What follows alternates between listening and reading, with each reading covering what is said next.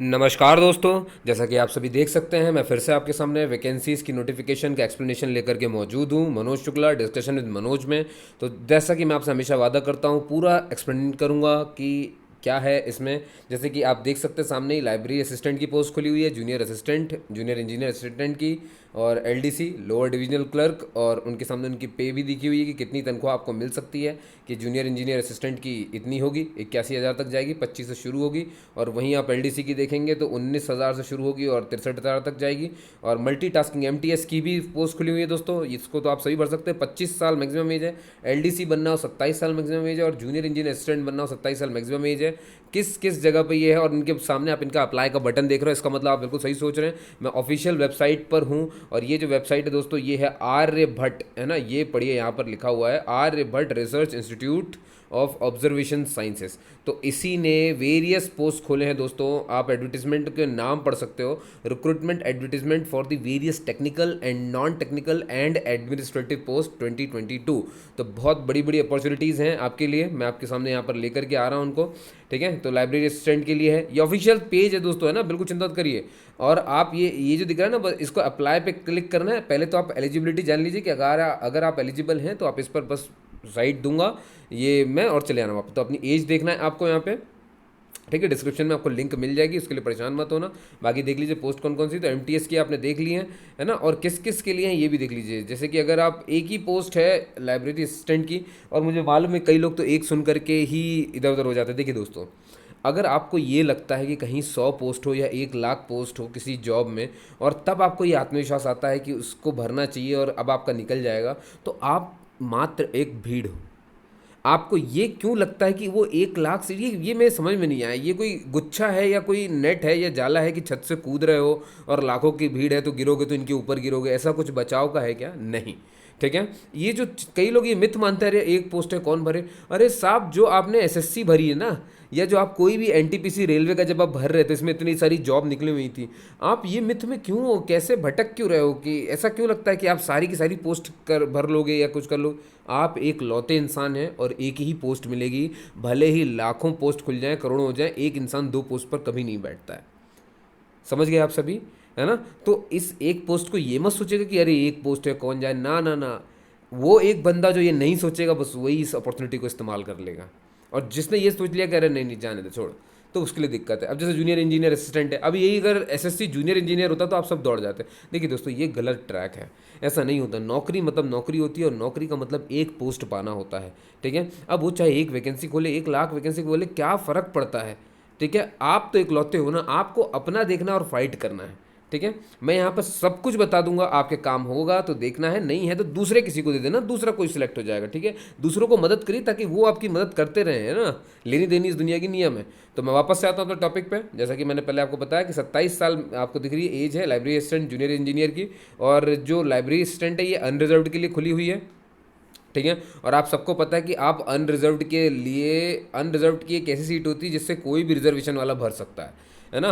ये है ही open seat मानी जाती है। अनरिजर्व्ड का मतलब ये होता है ये सीट रिजर्व किसी के लिए नहीं है ना। इसका ये कतई मतलब नहीं कि जनरल कैटेगरी के लिए है ना। अनरिजर्व्ड है मतलब ये रिजर्व्ड ही नहीं है, ये बिल्कुल ओपन है। इसमें कोई भी फाइट कर सकता है, कोई भी, मतलब कोई भी, हाँ। लेकिन तब आपको आपके जो रिजर्वेशंस के जो फ़ायदे मिलते हैं वो नहीं मिलेंगे। सपोज करो SC ST वाले अगर इसे भरते हैं तो उनको अपनी एज रिलैक्सेशन और क्या कहना चाहिए, जो मार्क्स में रिलैक्सेशन और जो उनकी डिग्री में रिलैक्सेशन मिलता है वो सब कुछ भी नहीं मिलेगा। तब आप totally treated as a unreserved category. Clear होगी बात? तो इसका ध्यान रखेंगे आप सभी, जो मैंने बताया आपको। अब जूनियर इंजीनियर ये EWS इकोनॉमिक वीकर सेक्शन होता है दोस्तों। अनरिजर्व्ड की एक कैटेगरी होती है, मतलब ये जनरल वाले ही होते हैं। जनरल का एक ऐसा परिवार जो जिसकी सालाना आय 8 लाख रुपए से कम होती है, उसे इकोनॉमिक वीकर सेक्शन कहते हैं। तो उसके लिए एक पोस्ट खुली हुई है, LDC के लिए एक खुली है, और ये ST के लिए खुली है, और ये होती है रिजर्व्ड। अब इसे कोई और नहीं भर सकता। ठीक है, अब फिर आप आएंगे मल्टीटास्किंग में, तो ये 25 साल इसकी मैक्सिमम एक पोस्ट है, और ये भी EWS के लिए ही है। ठीक है, कंसल्टेंट फाइनेंस की बात करें तो ये एक पोस्ट है, और मैक्सिमम एज आप देख सकते हो 65 ईयर्स, है ना। और ये किसी के लिए दी नहीं गई है। ठीक है, अभी ये अवेलेबल नहीं है इनका, ये मतलब किसी कैटेगरी के लिए नहीं है ऐसा कुछ, तो मतलब ओपन हो गई। कंसोलिडेटेड हो, सॉरी, कंसल्टेंट की बात करें तो ये भी 65 साल एक पोस्ट है, अवेलेबल नहीं है। तो आप जिसको भी अप्लाई करना चाहें उसके बगल में लिख सकते हैं। अब भाई अप्लाई करने से पहले एलिजिबिलिटी पता होनी चाहिए, तो उसी साइट पे इन्होंने एलिजिबिलिटी दी हुई है। अब मैं आपके लिए पढ़ देता हूँ। जैसे मान लो किसी को लाइब्रेरी असिस्टेंट बनना है, ठीक है, तो ये बगल में क्या है, पे लेवल मतलब ये पे लेवल 5 है, मैक्सिमम एज 27 है, एक पोस्ट है और ये अनरिजर्व्ड के लिए है, ठीक है। तो उसके पास बैचलर डिग्री होनी चाहिए, बनी बात है लाइब्रेरी इन्फॉर्मेशन या लाइब्रेरी साइंस में, है ना, वो भी 60% के साथ होनी चाहिए। और दूसरा एक और चीज़ दी भी कि कम से कम 1 साल का एक्सपीरियंस तो हो उसको, किसी यूनिवर्सिटी में काम किया हो, रिसर्च इस्टेब्लिशमेंट में, सेंट्रल स्टेट या PSU गवर्नमेंट कोई भी इंस्टीट्यूट में 1 साल का एक्सपीरियंस उसके पास होना चाहिए, तब वो अप्लाई कर सकता है। जूनियर इंजीनियर जो EWS के लिए एक पोस्ट थी, उसका ये है दोस्तों कि 2 ईयर्स, भाई ITI की बात है, जूनियर इंजीनियर स्टूडेंट बनाना है तो ITI सर्टिफिकेट होना चाहिए, है ना, 2 साल का इन इलेक्ट्रिकल, खासतौर पे इलेक्ट्रिकल के लिए है। और with in 2 years post qualification experience, मतलब पोस्ट क्वालिफिकेशन का मतलब ये होता है ITI करने के बाद आपके पास 2 साल आपने कहीं काम किया हो, उसका आपके पास एक्सपीरियंस होना चाहिए, ठीक है। और सेकंड है भैया कि होल्डिंग वैलिड इलेक्ट्रिकल लाइसेंस, और आपके पास लाइसेंस भी होना चाहिए, तब आप इसके लिए अप्लाई कर पाएंगे, ठीक है। तो ये देख लेंगे और उसके हिसाब से काम करेंगे। अब LDC है दोस्तों, तो आप समझ गए होंगे टाइपिंग का तो मामला आएगा, तो 35 वर्ड्स पर मिनट बोले इंग्लिश में और 30 वर्ड्स पर मिनट बोले हिंदी में, ठीक है। ये आपकी टाइपिंग स्पीड है, ठीक है, ये एक बात आप समझ गए। और अब यहाँ देखिए, तो थर्ड ये बोला था टाइपिंग स्पीड 35 वर्ड्स पर मिनट इन इंग्लिश, है ना, और 30 वर्ड्स पर मिनट, और मतलब होता है इनमें से कोई भी, या तो इंग्लिश में करके दिखाना या तो हिंदी में करके दिखाना है ना, कहाँ, ऑन कंप्यूटर, ठीक है, ऑन कंप्यूटर। और बस ठीक है, इतना ही था, मतलब टाइपिंग स्पीड होनी चाहिए और आपके पास 12th का एक वैलिड सर्टिफिकेट होना चाहिए, किसी भी अच्छे बोर्ड से होने चाहिए, तो मतलब 12वीं हो और आपके पास टाइपिंग स्पीड हो, बात खत्म हो जाएगी, ठीक है। आप इसके लिए अप्लाई कर सकते हो। ST वाले इसका ध्यान रखेंगे। EWS जब मल्टीटास्किंग के लिए भरे तो उनके लिए भी याद रखें कि अब आप मल्टीटास्किंग में हैं, तो यहाँ पर इन्होंने 10वीं की मार्कशीट मांगी है और आपकी टाइपिंग स्पीड मांगी है, तो अब आप चाहे इंग्लिश में भी टाइप कर सकते हो, या तो या बोला है मतलब या तो इंग्लिश में करिए या तो हिंदी में करिए, ठीक है। अगर इंग्लिश में करेंगे तो 35 वर्ड्स पर मिनट की दिखानी पड़ेगी स्पीड, और अगर हिंदी में करेंगे तो भाई 30 वर्ड्स पर मिनट की आपको स्पीड दिखानी पड़ेगी। और ये कहाँ का है ध्यान सुन लो, ये टाइप राइटर का है, ठीक है। लेकिन क्या होता है कि ये लोग कंप्यूटर में भी करवाते हैं, तो अगर टाइप राइटर में करवाया तो वो स्पेसिफिकेशन है, लेकिन अगर कंप्यूटर में कराया तो 35 वर्ड्स इंग्लिश में और 30 वर्ड्स पर मिनट कंप्यूटर हिंदी में, ठीक है। और ये 25 साल की मैक्सिमम एज है दोस्तों। और आपको कहीं कोई डाउट हो जाए तो आप बिल्कुल बेझिझक पूछ सकते हो मुझसे, ठीक है। और याद रखिए दोस्तों, इससे जुड़ी कोई भी खबर के लिए क्या होता है कि मैं इन साइट्स को दिन भर झांकता रहता हूँ, है ना, तो दिन भर देखता रहता हूँ, अपनी आंखें फोड़ता रहता हूँ ताकि आपको ये सारी इन्फॉर्मेशन दे सकूँ, ठीक है दोस्तों। तो याद रखिए, आपको बेल आइकन दोस्तों, सब्सक्राइब वगैरह मैं उतना जोर नहीं देता, लेकिन जो बेल आइकन है, देखिए मुझे आपको फ़ायदा पहुँचाना है, ठीक है। आप सक्सेसफुल होंगे, मैं अपने आप सक्सेसफुल हो जाऊँगा, क्योंकि आपके पास जेन्युइन इन्फॉर्मेशन पहुँचेगी, और मुझे जेन्युइन इन्फॉर्मेशन ही देने में मज़ा आता है। मैं कुछ भी वो नहीं बोलूँगा कि ये एग्ज़ाम बहुत आगे है या दूर है या क्या है, ये सब बातें मैं आपसे करने नहीं आया हूँ।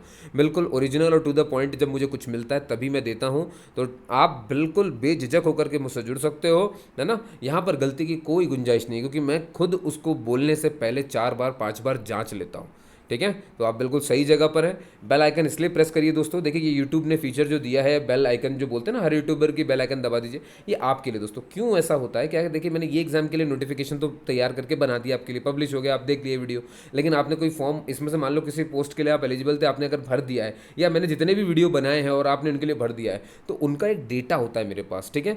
मतलब समय समय पर क्या होता है कि मैं उस वेबसाइट्स को देखता रहता हूँ, यानी रेगुलर उन पर नज़र बनाए रखता हूँ। तो कहीं कोई एग्जाम पोस्टपोन हो या नोटिस कोई आ जाए, रिलीज हो जाए, एज में कहीं रिलैक्सेशन मिल जाए, या कुछ भी हो सकता है, पोस्ट बढ़ जाए, पोस्ट घट जाए, तो वो सारे जो नोटिस है ना, मैं तुरंत अपलोड करता हूँ। तो उससे जुड़ी सारी जानकारी आपको कैसे मालूम चलेगी कि मैंने, या डिस्कशन विद मनोज के चैनल में वो अपलोड हो गई है, तो उसके लिए ही बेल आइकन होता है। ये क्या आपको ना मोबाइल के ऊपर ही नोटिफिकेशन पहुंचा देता है। अगर आप नोटिफिकेशन रोज चेक करते होंगे तो आपको, मैं अगर कोई वीडियो डालूंगा तो आपको मिल जाएगा, ठीक है। तो अगर आपके काम का हुआ तो आप ऊपर ही उसे पढ़ सकते हो, आपको उसको देखने की भी जरूरत नहीं पड़ेगी, समझ गए ना। मैं ये नहीं कह रहा कि आप मेरा वीडियो देखें, आप अपने काम की वीडियो देखिए दोस्तों। मैं आपके टाइम की अहमियत समझता हूँ और आपको खुद को भी समझनी चाहिए, ठीक है, इसमें कोई बुराई नहीं है। आप अपने काम का वीडियो देखें, बस बात खत्म, है ना, उसका फ़ायदा लें और आगे बढ़ जाएं। चलिए, अब आप समझ गए होंगे, ठीक है, कि बेल आइकन, मैं ये फीचर इसलिए समझा रहा था आपको क्योंकि लोग हल्ला तो कर देते हैं लेकिन बताते नहीं है, तो मैंने आपको बता दिया। अब बात करते हैं दोस्तों, अभी मैंने किसकी किसकी बात कर दी, MTS की बात कर दी, है ना। और अब बचते हैं हमारे फाइनेंस एंड अकाउंट्स के कंसल्टेंट की, जो 65 साल का था, है ना। तो इसके लिए दोस्तों ये है यहाँ पर लिखा हुआ, काफ़ी लंबा चौड़ा है, मैं आपको बता देता हूँ हल्का सा, फिर भी, है ना, थोड़ा सा छोटा करके। एक सेकंड, नंबर ये रहा। पहला तो इनने ये कहा है कि भाई ग्रेजुएट होना चाहिए किसी भी डिसिप्लिन से, किसी भी यूनिवर्सिटी से, है ना, ये हो गया पहली बात तो। और दूसरा इनने बोला है कि हाँ, प्रेफरेंस भाई ग्रेजुएट तो कोई भर सकता है, लेकिन अगर SAS है, SAS का मतलब होता है मतलब अकाउंट से जुड़ा हो गया, है ना, अकाउंट से जुड़ी हुई बात होगी, सेक्रेटरी, सीनियर SAS हो गए, है ना। तो अकाउंट से जुड़े हुए जो भी लोग होंगे वो ये सब समझते होंगे। तो ये नीचे वाले पॉइंट में ये लिखा भी है, the applicant should be a retired officer of the level of under. अब क्योंकि 65 साल की बोली गई है बात, तो बनी बात है 62 साल 60 साल में तो रिटायरमेंट हो जाता है, तो सीधे बोला गया है जो एप्लीकेंट इसके लिए भर रहे हैं वो रिटायर्ड होने चाहिए। तो जो रिटायर्ड लोग हैं, अगर आपके नज़र में है कोई भैया अकाउंट वाला जो बेचारे रिटायर हो चुके हैं बुजुर्ग लोग, उन तक ये वीडियो ज़रूर पहुँचाइएगा। क्या करेंगे घर में बैठ के भी, अगर काम करने की अपॉर्चुनिटी अभी सरकार दे रही है उन्हें, तो उन तक पहुँचाइए। ठीक है, देखिए आपका काम है शेयर कर देना, बाकी जिसको मिलना होगा उसकी किस्मत। ठीक, चलिए बहुत बढ़िया, क्योंकि ये इन्फॉर्मेशन दोस्तों पता नहीं चल पाती है ना। तो इसीलिए मैं आपके लिए वेबसाइट झांकता रहता हूँ, दिन भर वेबसाइट झांकता हूँ मैं, ताकि आपको न्यूज़ पहुँचा सकूँ। अब अगर मैं इतना कर सकता हूँ, मैं ये नहीं देख रहा कि कोई एजेड के लिए मैं नोटिफिकेशन बना रहा हूँ कि क्या है, वो गवर्नमेंट जॉब है, दैट्स इट, बात खत्म। मेरा काम उसको शेयर करने का है, और आप भी यही करिए दोस्तों, पहुँचाइए उन तक, है ना। आप अपना काम कर दीजिए शेयर करके, ठीक है। ये इसलिए नहीं क्योंकि मैं ग्रो करूँगा, बिल्कुल नहीं, ऐसा मत सोचिएगा, ये इसलिए ताकि ये न्यूज़ उन तक पहुँचे, ठीक है, कैसे भी करके पहुँचे, उन तक पहुँचे, बस बात खत्म होती है। चलिए भाई, तो एप्लीकेंट की बात करें तो इनने बोला है कि आप जो है रिटायर होने चाहिए किस पोस्ट से, और आपने इस तक काम किया हो, सेक्रेटरी या senior account officer, finance officer, deputy secretary, और सेंट्रल गवर्नमेंट में या स्टेट गवर्नमेंट में कहीं पर भी, है ना। ऑटोनोमस बॉडीज़ हैविंग 15 ईयर्स, 15 साल का एक्सपीरियंस होना चाहिए अकाउंट और फाइनेंस के फील्ड में, ठीक है। सिलेक्शन क्राइटेरिया कैसे होगा, will be on the basis of the experience के बल पे ही आपका सिलेक्शन होगा, ठीक है। इसमें यही कहा गया है, अब आपने जहाँ पे भी काम किया हो। तो ये था इनके लिए दोस्तों। रिम्यूनरेशन जो है दोस्तों, ये वो चीज़ होती है कि भाई कितना क्या दे रहे हैं, ऐसी वाली बात है, ठीक है।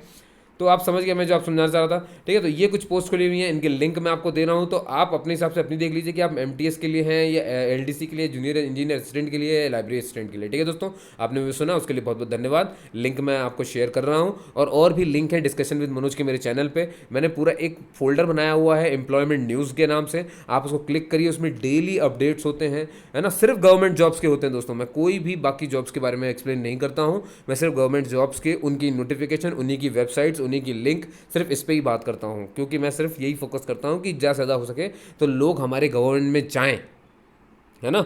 अच्छे लोग पहुंचने बहुत ज़रूरी है, और इसके लिए इन्फॉर्मेशन बहुत ज़रूरी है। इन्फॉर्मेशन की सही चीज़ लोग मिल रही है। यूट्यूब पे कचड़ा मचा हुआ है ना, हर कोई कुछ भी बोल रहा है, कहीं यूक्रेन तो कहीं रशिया, क्या मतलब है हमें उससे कुछ मिलने वाला है। महंगाई बढ़ ही गई ना, तेल बढ़ गया, दाम बढ़ गया भाई, गैस के दाम बढ़ गए, पेट्रोल के दाम भी आज बढ़ ही जाएंगे, ठीक है। तो आप क्या कुछ कर पाएंगे? नहीं। आम पीपल, आम लोग कुछ नहीं कर सकते सिवाय सर्वाइव के यूक्रेन में देख लिया ना, वहाँ के आम लोगों के साथ क्या हुआ, वो भी सर्वाइव कर रहे हैं। हम लोग की सिर्फ यही एक क्षमता है, आप इसे औकात भी कह सकते हैं, हम लोग सिर्फ सर्वाइव के लिए ही बने होते हैं, बाकी तय करने वाले तो ऊपर वाले होते हैं, ठीक है।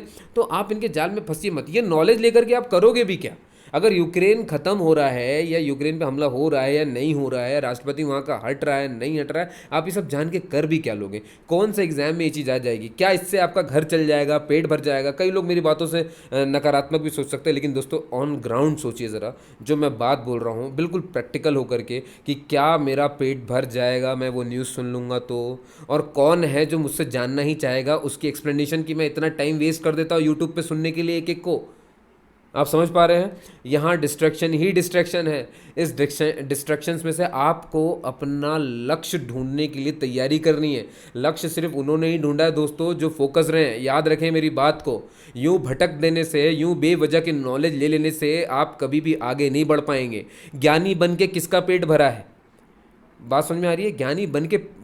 ज्ञानी बन जाओगे तो पेट नहीं भर जाएगा। आपको हमेशा याद रखना है कि लक्ष्य के प्रति अग्रसर होना है, और इसमें डिस्ट्रक्शन बहुत है, भटकाने वाले बहुत है। इतने प्यारी प्यारी चीज़ें वीडियो बना के दे देंगे कि वर्ल्ड वॉर क्यों हुआ, क्या हुआ, क्या है, व्हाट इज़ दिस नॉनसेंस यार। ये क्या किसी के काम का है? ये मेरे काम का है क्या? मेरा पेट भर देगा वर्ल्ड वॉर? इतिहास जो बीत चुका वो मेरे किस काम का, सिवाय इसके कि वो किसी एग्जाम में आएगा, अगर आ रहा है तो मैं उसको काम का है, ठीक है। लेकिन मैं एलडीसी की तैयारी कर रहा हूँ, और मैं पढ़ाई में यूपीएससी लेवल की कर रहा हूँ, तो ये तो गलत चीज़ है दोस्तों, ठीक है। मेरी बात समझ में आ रही है? अपना लक्ष्य पहचानिए, और टॉपिक और उन चैनल्स को बिल्कुल अपने से दूर कर दीजिए जो आपके काम के नहीं हैं। समझ गए, है ना। मैं यहाँ पर आपको सच में, देखिए दोस्तों, मैं बी ऑनेस्ट, मैंने भटकाव देखा है, खुद भी भटका हूँ, सब समझा है मैंने अपनी ज़िंदगी में, है ना। और मैंने देखा है कि कैसे इंसान अपनी ज़िंदगी बर्बाद करता है। समझ गए? तो उम्मीद करता हूँ कि आप मेरी बातें समझ रहे होंगे, और आप कुछ ऐसा करेंगे कि आप सिर्फ फोकस होकर के आगे बढ़ेंगे, है ना। मैं बार बार कह रहा हूँ, वो ज्ञान आपको भांप लेना चाहिए कि क्या ये मेरे काम का है, ठीक है। मैं तो कहता हूँ ये जो वीडियो आप सुन रहे हो ना, अगर ये भी आपके काम का नहीं लगे, आप यहाँ से स्विच ऑफ हो जाइए, हट जाइए, ठीक है। अरे मेरे को अपना बड़ा ये सब नहीं करना है दोस्तों। भाई मेरा तो सीधा सा मकसद है कि आप आगे बढ़ो, आप तक एक नई नॉलेज, एकदम वो नॉलेज पहुँचे जो होनी चाहिए आपके पास, ठीक है। आप इनमें से किसी चीज़ के लिए अप्लाई कर सकते हो तो करिए, और इसीलिए मैंने कहा ना, नहीं कर सकते तो आप आगे बढ़ा दीजिए इस वीडियो को, दूसरा कोई देख लेगा, देखा तो देखा, नहीं तो जाने देंगे, ठीक है। तो बहुत सिंपल है, किसी पे जोर जबरदस्ती नहीं है, ना आपको करनी है, ना मैं किसी पे करता हूँ, ठीक है। ना खुद से करिए, ना खुद से ऐसी कोई ज़बरदस्ती करिए, आगे बढ़िए। आगे बढ़ने का मतलब अथाह नॉलेज प्राप्त नहीं करना है, भगवान नहीं बन जाओगे आप। अंत में एक दिन मरी जाएंगे। मुट्ठी में समय जो है ना, रेत सा है, और ये यूं ही बीत जाएगा। अगर आज आप 21 साल के हैं, मुझे सुन रहे हैं, या 22 साल के, 23 साल के हैं, ये बस फॉर्म देखते देखते ही बीत जाएगा, और तैयारी कब हुई कब नहीं कुछ नहीं पता चलेगा। उम्र 28 पार कर देंगे, है ना, और धीरे धीरे बुढ़े होने लग जाएंगे, और एक दिन ख़त्म हो जाएंगे दोस्तों। आप कितना भी अच्छा काम कर लें, एक दिन आप मर ही जाएंगे, कितना भी बुरा कर लें, एक दिन मर ही जाएंगे, और एक दिन हमें कोई याद नहीं करेगा। इसलिए किसी दूसरे को खुश करने के लिए कोई काम मत करिए, आज खुद को देखिए, और क्या खुद के लिए कर सकते हैं वो करिए। इस दुनिया में बहुत दुखी लोग हैं, मैं आपको पहले ही बता दूं, है ना। आप सबको खुश नहीं कर पाएंगे, अगर एक को खुश करेंगे तो एक दुखी होगा ही होगा, ठीक है। तो कोशिश यही करनी है कि कम से कम एक इंसान तो खुश हो ले, और वो एक इंसान कौन है जिसको हम खुश कर सकते हैं? हम खुद को। तो क्या खुद के लिए आप अपने डिस्ट्रक्शन कम नहीं कर सकते? ऑलरेडी इतने दुख से, मालूम है दुख इसीलिए है क्योंकि डिस्ट्रक्शन है, इसलिए फोकस नहीं इसलिए दुख से भरे हुए हो कि क्या करूं क्या नहीं करूं।